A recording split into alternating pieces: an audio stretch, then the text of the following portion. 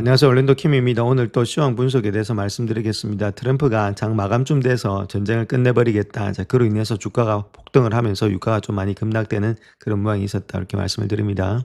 자, 그래서 오늘 시장을 볼 것 같으면 다우가 지금 0.5%, 나스닥이 1.38%, 나스닥이 많이 올라갔죠. S&P 500이 0.83%, 러셀이 1.07%로서 나스닥이 좀 장을 주도했다. 이렇게 보시면 되겠고, 장막판이 이렇게 올라갔던 모양은 아무래도 트럼프의 발언 때문이었다. 이렇게 보시면 되겠죠. 전쟁을 하지 않겠다. 많은 지금 장기물이라든지 이런 것들이 많이 뛰고 유가가 올라가니까 자기도 어쩔 수 없이 나와야 되는 그런 입장에 있죠. 그 가운데 있기 때문에 우리가 공포 속에서는 항상 기회를 찾을 수가 있다. 이렇게 말씀을 드렸습니다. 자, 그래서 하루 동안에 맵을 보시게 되면 많이 올라갔던 것은 세마이컨덕터 있죠. 반도체 장비가 많이 올라갔는데, 자, 그에 반해서 이런 것들 많이 떨어졌기 때문에 또 올라갔고, 요번에 일단 장이 안 좋았을 때 좀 굳건하게 장을 지켰던 종목들 있죠. 소프트웨어 이런 것들이 올라온 것에 대한 약간의 차익 매물. 그래서 소프트웨어 중심으로 조금은 차익 매물이 나왔고, 다시금 장비 쪽으로 좀 올라가는 모양이 있었다. 그래서 손바꿈이 좀 일어났다. 이렇게 보시면 되겠죠. 그래서 전반적으로 이쪽이 좀 강했고, 파이낸셜 쪽은 아직까지 약한 모양이 있고, 헬스케어는 아직도 강한 모양이 있다. 이렇게 보시면 되겠죠.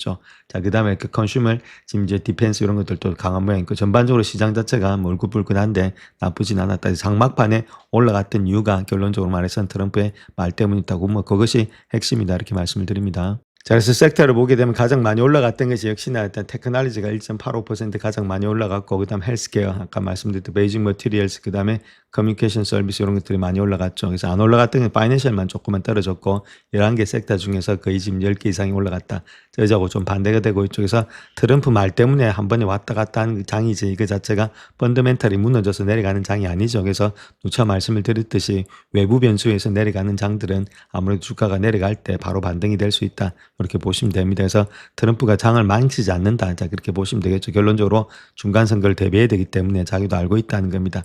자, 그런 가운데 주가가 많이 폭락하고 이렇게 할 때는 좀 매수 관점에서 바라보자. 이렇게 말씀을 드립니다. 자, S&P 500 지수가 막판에 좀 많이 반등을 했는데 유가가 또 하락이 됐죠. 그 이유는 트럼프가 이란 전쟁이 곧 끝날 수도 있다. 그렇게 발언하면서 주가 자체가 급격하게 뛰었다. 이렇게 말씀을 드립니다. 자, 그래서 그 내용을 보게 되면 트럼프는 전화 인터뷰에서 전쟁이 곧 끝날 수도 있다. 그렇게 말하면서 전쟁은 거의 끝났다고 생각합니다. 트럼프 스스로 이렇게 생각하면서 스스로 끝낸다. 그 이야기를 하고 있겠죠. 그래서 적국은 해군도 없고 통신망도 없고 공군도 없다.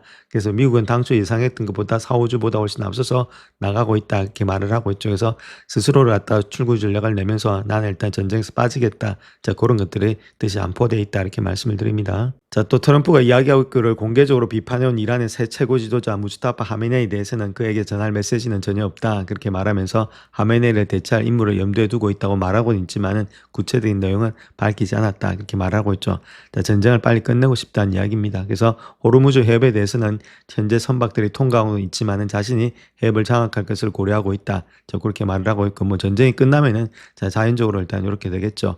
그래서 지금 이란에 대해서는 그들이 쓸 수 있는 것은 다 쏴버리고 괜히 꼼수를 부리지 않는 게 좋을 것이다. 그렇지 않으면 그 나라의 종말을 맞게 될 것이다. 저렇게 말은 하는데 자기가 빨리 빠져나오고 싶다. 자, 그 뜻을 전하고 있기 때문에 시장이 상당히 반응을 하고 있다. 이렇게 말씀을 드립니다.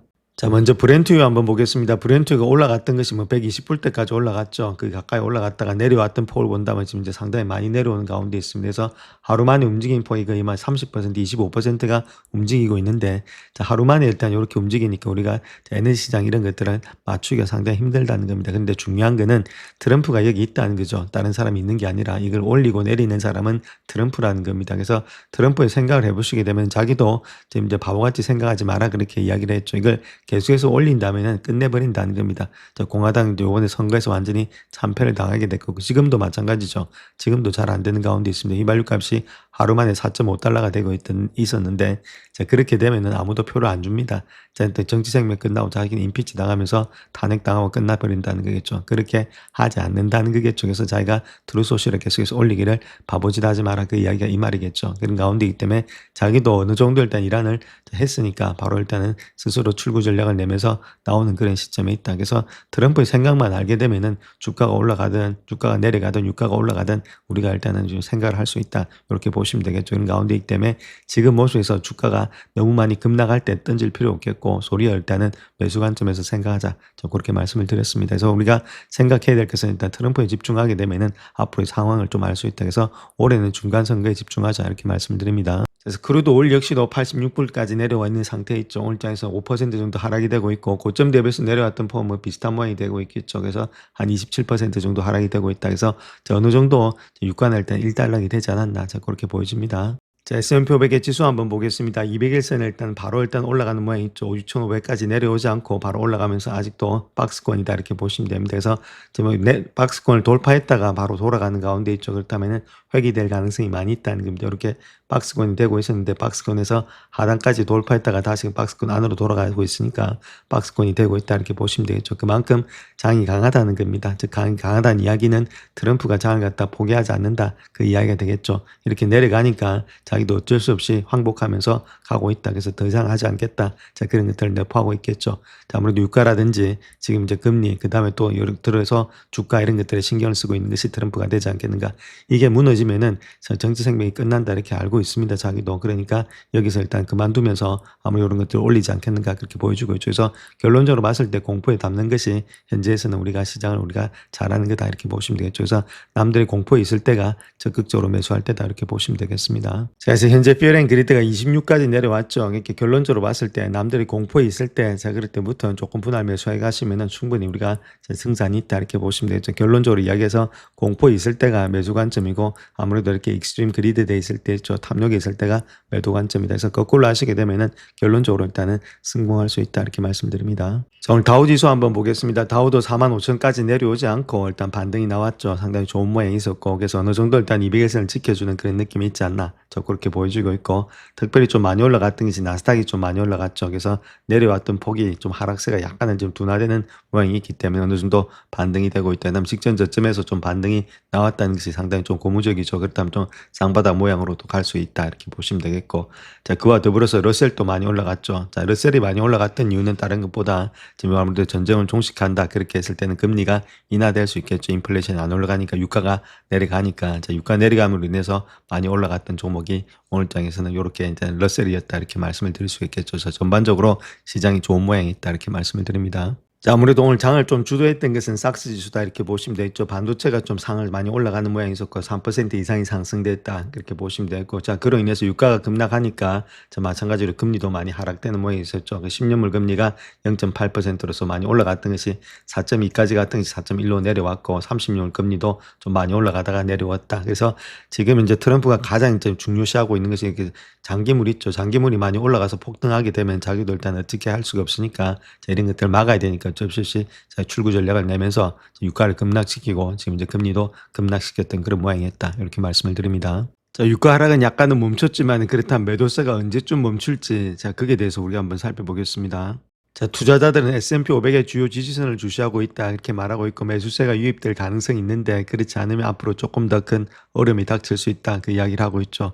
시장의 지수가 200일 이평선 6,582에 빠르게 접근하고 있는데 지난 200일간의 종가에 의해 평균을 나타내는 기술적 지표죠. 그래서 이것이 자산이나 지수의 장기 추세가 긍정적인지 부정적인지를 보여주는 지표다 이렇게 보시면 되겠고 그래서 S&P 500의 지수가 금요일에 6,740보다도 불과 2% 낮은 수준에서 형성되고 있는데 장중 한때 0.5% 하락했지만 최저점에서는 1.5%까지 떨어지기도 했다. 가장 중요한 것은 이 수준에서 매수세가 다시 나타날 것으로 예상이 되고 있는데 만약에 상황이 악화된다면 10% 조정도 발생할 수 있다. 그 이야기를 하고 있습니다. 자, 그래서 200일 이평선 여기죠. 요것이 200일 이평선인데 요거 밑에 있을 때는 좀 하락세가 심한 거고 요 위에 있을 때는 아직까지는 상승세가 있다 이렇게 보시면 되는데 그래서 요 라인대가 6,500 정도 되고 있습니다. 그리고 요 라인대를 지키지 못하고 조금 더 밑으로 내려간다면 하락세가 깊어지는데 요 라인대에서 반등이 나온다면 다시금 올라갈 수 있다. 자, 그 이야기를 하고 있죠. 그래서 200일 이평선을 지키는지가 중요하다 이렇게 말씀을 드립니다. 자, 이번에 200일선을 지켰던 근본적인 이유는 그 1년 동안에 계속해서 위에서 머물렀죠. 그 이유는 재정의 부양책, 그 다음에 돈이 계속해서 들어올 거다. 그 완화적인 통화정책도 완화적으로 될 것이고, 인공지능을 위한 생산성 향상, 이런 것들이 시장의 강세장을 유지시켜 줄 것이라는 그런 기대감이 많았다는 겁니다. 그래서 투자가들이 하락할 때마다 매수세에 나섰기 때문에 그런 것이 지켜졌다. 자, 그 이야기를 하고 있죠. 근데 최근에는 인공지능으로 인한 시장의 혼란들, 소프트웨어가 무너진다. 그다음 민간 신용시장의 압박, 그다음 높은 인플레이션 이런 것들이 우려가 제기가 됨으로 인해서 전반적인 지수는 지난해 말부터 유지해온 보합세를 크게 벗어나지 못하고 있다. 계속해서 일단 다른 것보다 높이 이렇게 보합을 하면서 횡보를 했다는 그 이야기겠죠.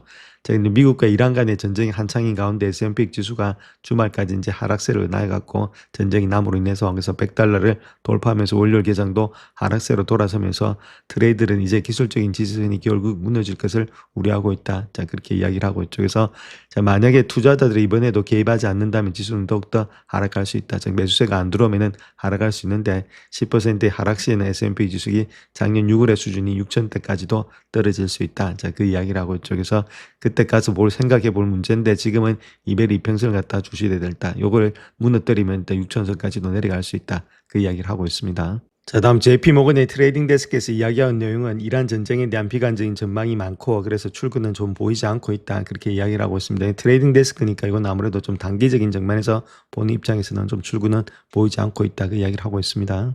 자, 미국과 이란 간의 전쟁 종식은 요인해 보인다. 그렇게 말하고 있고 이로 인해서 JP모건 트레이드들은 시장에 대해서 더욱더 비관적인 전망을 내놓고 있다. 그렇게 말하고 있지만 단기적으로 본다면 그럴 수도 있습니다. 자, 저희는 전술적으로 약세 전망을 유지하고 있는데 자, 고객들의 보낸 서한에서 극단적인 위험 회피 움직임이 부족해서 현재 포지션이 좀 중립적이다. 이렇게 말을 하고 있고 좀 지켜본다는 것들. 지난주 에너지 부분은 순매도가 가장 많았던 업종이었는데 이는 투자자들이 주말 앞두고 차익 실현에 나섰기 때문이다. 아마도 긴장 완화를 기대했던 것으로 보여지고 있는데 자, 그럼에도 불구하고 여러 산유국들의 생산 능력, 운송 제약으로 인해서 생산력 감축에 나서면서 주식 선물은 급락하면서 원유 가격은 급등했다는 겁니다. 자, 그로 인해서 배럴당 110달러를 넘어섰는데 이는 2022년도 러시아 우크라이나 침공 이후에 최고 수준이 되고 있다. 그렇게 말하고 있죠. 조금은 지금 이제 트레이드하는 사람들은 좀 관망의 자세로서 지켜보고 있다. 그 이야기를 하고 있습니다. 자, JP모건의 시장 전망 변화는 지난주 초에 투자자들이 저가 매수에 나선 것으로 보였음에도 불구하고 트레이드들이 전술적인 신중함을 입장을 유지한 데 따른 것이다. 그렇게 말하고 있고 전 세계적으로 극단적인 변동이 있는 만큼 안도 반등이 예상되지만은 미국의 변화되는 목표 그리고 시장이 알려지지 않은 이란 지도부 그리고 지속적인 긴장 고조 상황을 고려해 볼 때 명확한 하락세가 나타나기 전까지는 이란 반등세가 약화될 것으로 보여지고 있다. 아직까지 조금 더 하락할 수 있다. 그 이야기를 하고 있죠. 그래서 방산주, 정유업체, 식료품 회사 주식을 선호하고 있다. 또한 원유라든지 전유가스, 에너지 생산 기업의 주식에 대해서는 매수 포지션을 유지하고 있다. 자, 그렇게 이야기를 하고 있죠. 그래서 아직까지 확실하게 지금 이제 많이 빠진다면 들어갈 수 있는데 자, 그런 것도 아니기 때문에 조금은 지켜본다. 그 이야기를 하고 있죠. 자, 그렇다면 현재 자산에서 가장 잘 나가고 있는 것들이 어떤 자산이 있는지 퍼포먼스가 잘 나가고 있는 것들, 오일이 잘 나가고 있죠, 당연히. 자, 그 다음 에너지가 잘 나가고 있고, 기름, 에너지 이런 것들.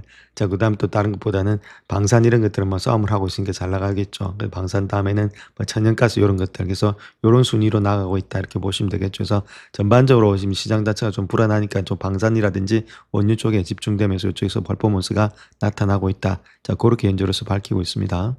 자, 모건 스탠리의 마이클 윌슨 자체는 시장에 대해서 더욱더 낙관적인 전망을 내놓고 있는데 이번 조정장이 시작보다는 끝에 더 가깝다 그렇게 생각하고 있고 향후 6개월에서 12개월 동안에 긍정적인 전망을 유지한다 그렇게 말을 하고 있죠. 그래서 유가와 달러 강세 속도가 변동성이 얼마나 지속될지를 결정할 거다. 그래서 미국 시장은 국제시장 대비해서 유리한 위치에 있다. 아무래도 석유를 수출하니까 좀 유리한 위치에 있죠. 그 다음 또 유가와 달러 강세 속도 이 속도가 변동성이 얼마나 지속될지를 결정한다. 이렇게 요걸 두 가지로 우리가 한번 체킹해 보자. 이렇게 말씀을 드릴 수 있겠죠. 자, 마찬가지로 JP모건 역시도 트레이더 역시도 현재 위기에서 벗어날 길이 있다면은 상대적으로 낙관적인 전망을 유지하고 있다. 즉 말해서 전쟁이 끝난다면은 상당히 좋게 형성이 되고 있다. 이렇게 볼 수 있는데 자, 트럼프 입장에서는 이걸 계속해서 가져갈 수는 없겠죠. 그래서 뭐 2, 3주 안에 마무리가 되지 않겠나 그렇게 보여지고 있습니다. 자, 그렇다면 유가 충격으로 인해서 주가가 일단 하락세를 나타냈을 때 그렇다면 그 약세장이 얼마나 지속이 되었는지 자, 거기에 대해서 한번 살펴보겠습니다.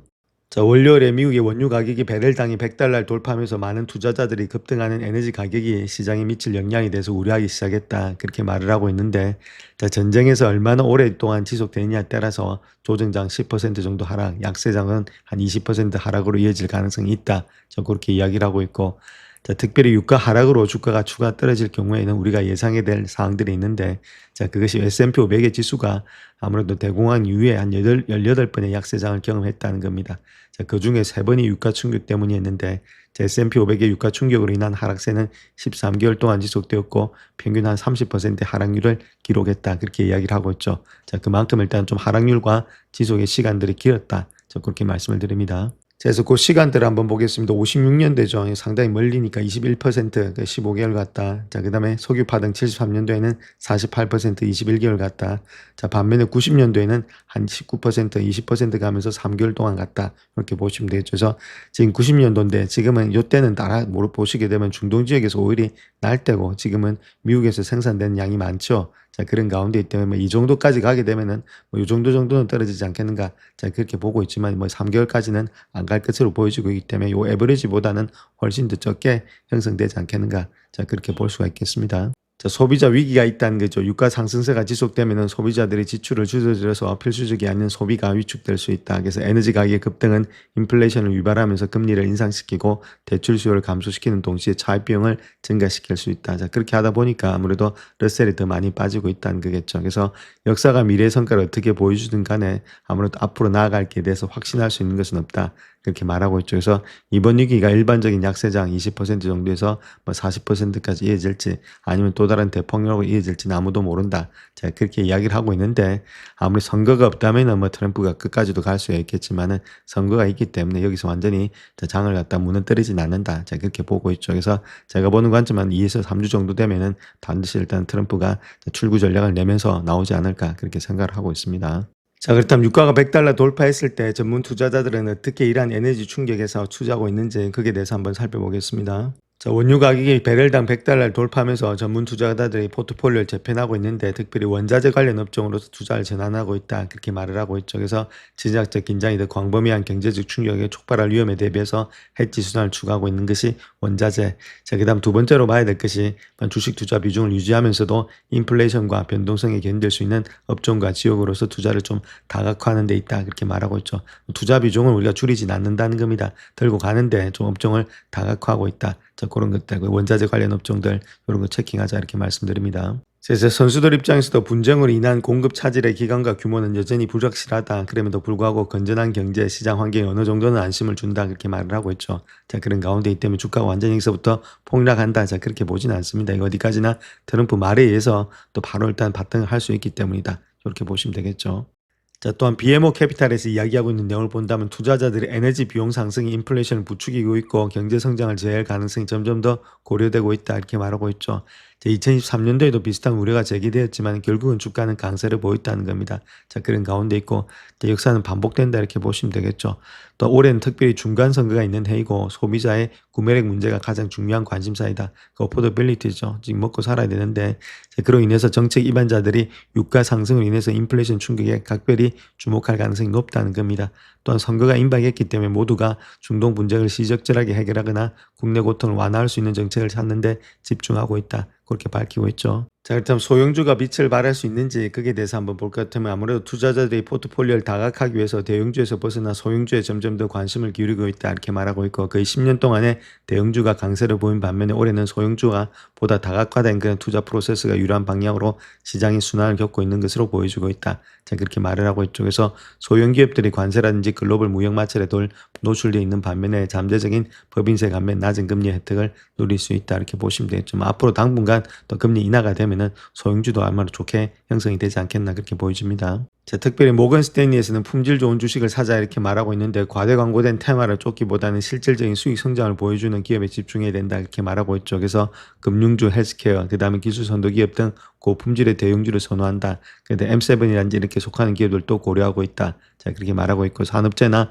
소재와 같은 경기 순환 업종도 원자재 수요 증가로서 수혜를 입을 수 있다. 이렇게 말하고 있죠. 그래서 표면적인 지수 움직임은 극심한 순환매와 주식 분산을 가리고 있지만은 지금 현재 전쟁과 유가 충격에도 불구하고 미국 주시장의 회복력은 지난 80년 동안 유례가 없을 정도로 강하고 있다. 이렇게 말하고 있습니다. 그래서 전반적으로 시장을 보는 사람들 입장에서는 주가가 약간의 출렁은 그릴 수 있겠지만 그거 자체가 전반적으로 하락세라기보다는 출렁거린 후에 다시금 반등된다. 자, 그렇게 보고 있습니다. 자, 엔비디아의 대규모 GTC 이벤트가 5개 종목의 주가 상승을 촉발할 수 있다 이렇게 말하고 있는데 차세대 AI 칩이 광 인터커넥트 시장에 수십억 달러 규모의 호황을 가져오고 있고 뱅크 오브 아메리카는 관련 주식의 몇 개가 큰 수혜를 입을 수 있다. 자, 그렇게 전망하고 있는데 자, 그 내용에 대해서 한번 살펴보겠습니다. 엔비디아가 주최하는 GPU 기술 컨퍼런스에서는 차세대 칩의 아키텍처와 인공지능용의 광학 인터커넥트가 공개될 예정에 있다. 그렇게 말하고 있고 특별히 광학 인터커넥트 시장은 AI 워크로드 증가에 힘입어서 2030년까지 4배 증가한 730억 달러 규모로서 성장할 것으로 예상되고 있다. 광 시장이 상당히 넓다는 이야기가 되겠죠. 그래서 엔비디아가 광학 부품의 공동 패키징으로부터 전환을 주도할 것으로 예상되고 있기 때문에 마벨, 그다음 베컴이란지 루멘텀, 코이런트, 크레도 이런 것에 이익을 가져다 줄 것이다. 그렇게 이야기를 하고 있습니다. 자, 엔비디아와 브로드컴 자체가 전략적으로 포트폴리오를 개선하기 위해서 광학기술을 도입하는 대형 기존 업체인 반면에 마벨이라든지 아니면 마콤 있죠. 이런 회사들도 있는데, 자, 특별히 지금 이제 마벨 같은 경우는 광학 부품이라든지 맞춤형의 칩 모두에 대해서 사업 비중이 높다는 것들, 매력적인 또 23배수의 지금 PE 레이쇼를 갖다 기록하고 있기 때문에 좀 선호가 되고 있다. 또 마콤 역시도 광 검출기라든지 레이저와 같은 광학 부품에 대한 사업 비중이 저평가되어 있다. 그렇기 때문에 더 높은 품질의 수익과 매출의 총 이익률을 갖다가 자랑하고 있다. 자, 그렇게 이야기를 하고 있습니다. 자, 또한 루멘텀과 코이런트 역시 주가 역시도 올해 들어서 68.6%, 31.4% 급등했는데, 자, 비백 아리아 같은 경우는 뱅커머멀 애널리스트죠. 잘하는 사람인데, 이 사람 입장에서는 높은 밸류에이션 때문에 중립적인 입장을 취하고는 있지만 시장 확대, OFC의 관련 소식으로 인해서 실적 개선의 가능성이 있다. 자, 그렇게 말하고 있습니다. 그래서 루멘텀 같은 경우는 2028년도까지 주당 순이익이 35.3달러에 달성할 수 있다. 그래서 컨센서스는 23달러보다도 50%가 높은 수준이다. 자, 그렇기 때문에 상승의 여력은 있는데 지금은 조금 고평가되었기 때문에 약간의 지금 이제 관망의 자세로서 보고 있다. 그 이야기를 하고 있습니다. 자, 크레도 역시도 전통적인 구리 전선 공급업체로서 광 인터커넥터에 전환해서 여전히 이점을 누릴 수 있다. 그렇게 말하고 있죠. 크레도의 능동형 전기 케이블이 매력적인 수십억 달러 규모의 시장의 기회가 있기 때문에 독보적인 역할을 한다. 그렇게 말을 하고 있고, 그래서 P/Rati오가 24배 거래되고 있다는 점을 본다면은 매력적인 투자 기회다. 자, 그렇게 말을 하고 있죠. 그래서 엔비디아의 로드맵 자체가 광학 산업의 방향에 지대한 영향을 미치고 있다. 자, 그렇게 말하고 있기 때문에 이로 인해서 이런 5개 관련 주식들의 변동성을 보일 수가 있다. 자, 그 이야기를 하고 있죠. 그래서 여러 가지 변동성에도 불구하고 모든 공급업체에서 견고하고 광범위한 단연간의 성장을 기대된다. 그렇게 이야기를 하고 있습니다. 그래서 요거와 더불어서 요 5개 업종들 있죠. 이것도 우리가 체킹하시면서 조금은 관심 종목에 두어두자. 이렇게 말씀을 드립니다. 자, 다음은 구독자님 요청하신 샌디스크 공매도에 대해서 말씀드리겠습니다. 이것이 일시적인 거품인지 아니면 구조적인 도약인지 거기에 대해서 말씀을 드리겠고, 그래서 우리가 어떤 식으로 투자를 해야 될지 거기에 대해서 한번 살펴보겠습니다. 자, 지금 시장에서 가장 뜨거운 주식 중 하나를 두고 벌어지는 이 엄청난 싸움 한번 제대로 파헤쳐 보겠습니다. 바로 샌디스크인데요. 이 회사가 모회사에서 딱 분사하고 나서 불과 1년 만에 주가가 무려 1200% 넘게 폭등했습니다. AI 혁명의 가장 큰 수혜주로 떠오르면서 S&P 500에서 최고의 성과를 낸 거죠. 그런데 말이죠. 2026년 2월 24일 아주 유명한 공매도 세력인 시트런 리서치가 보고서 하나를 딱 냅니다. 이거 전부 다 파멸적인 붕괴가 예정된 사상 누각에 불과하다. 이 한마디에 월가가 그야말로 발칵 뒤집혔습니다. 그럼 먼저 도대체 샌디스크가 어떤 회사길래 이렇게 논쟁의 중심에 섰는지 그 배경부터 한번 살펴보겠습니다. 어떻게 이런 스타가 탄생했는지 말이죠. 그러니까 타이밍이 정말 기가 막혔던 겁니다. AI 시대가 열리면서 데이터 센터들이 엄청난 양의 메모리를 필요로 했거든요. 바로 그때 샌디스크가 딱 나타나서 그 수요를 채워준 거죠. 말 그대로 완벽한 시기에 완벽한 자리에 있었던 겁니다. 자, 이제 이야기의 판을 흔드는 인물을 소개해보죠. 바로 행동주의 공매도로 아주 악명 높은 시트론 리서치입니다. 시트론이 샌디스크의 성공은 전부 신기루다 이렇게 선언해버리니까 주가가 바로 5% 넘게 툭 떨어졌습니다. 이들의 핵심 주장은 이거였어요. 샌디스크가 뭐 대단한 AI 기업인 줄 아냐? 천만에. 그냥 반짝 호황을 누리고 있는 평범한 부품회사일 뿐이다. 시트론은 크게 4가지 논리를 내세웠습니다.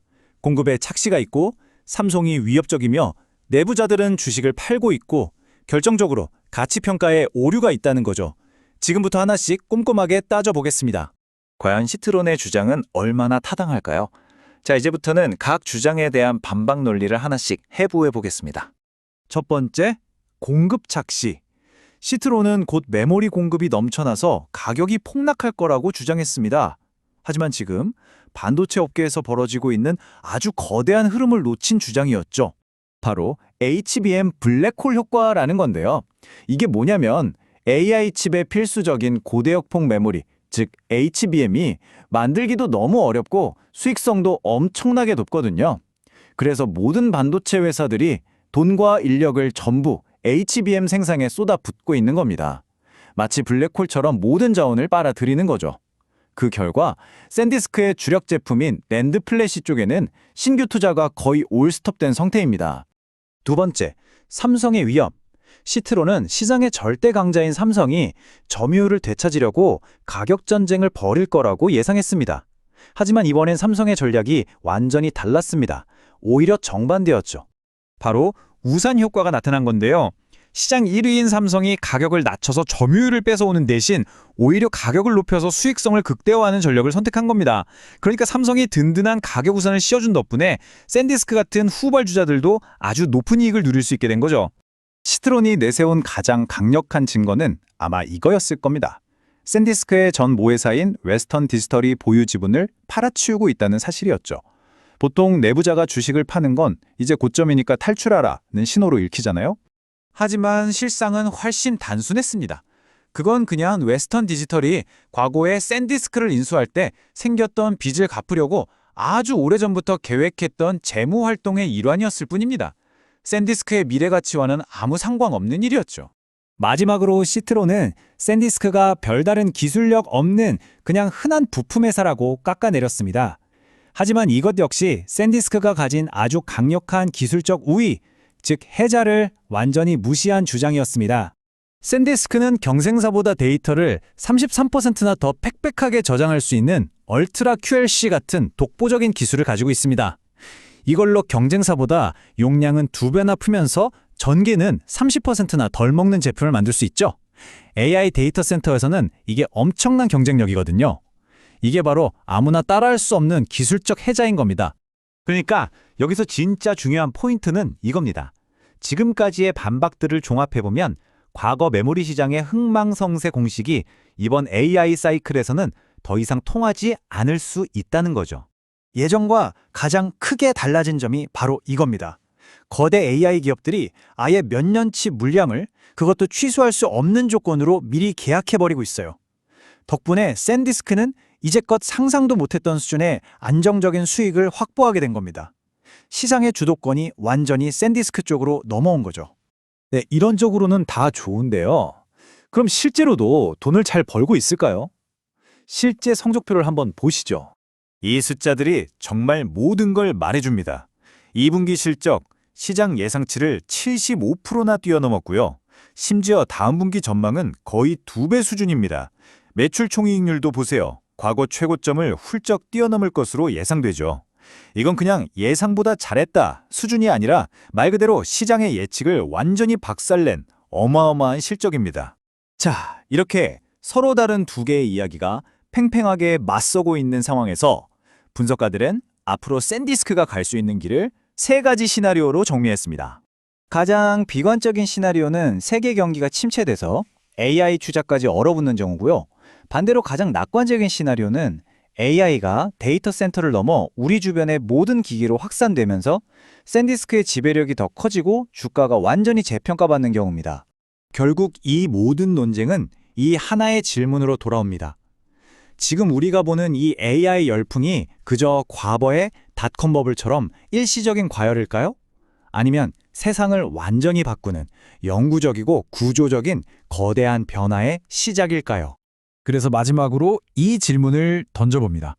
우리는 지금 과거에 수없이 반복됐던 기술 거품의 역사를 또 한 번 지켜보고 있는 걸까요? 아니면 이번만큼은 정말로 다르다고 말할 수 있는 기술의 완전히 새로운 장이 열리는 순간을 목격하고 있는 걸까요? 영상을 끝까지 시청해 주셔서 감사합니다. 영상이 도움이 되셨다면 구독과 좋아요 부탁드립니다. 감사합니다.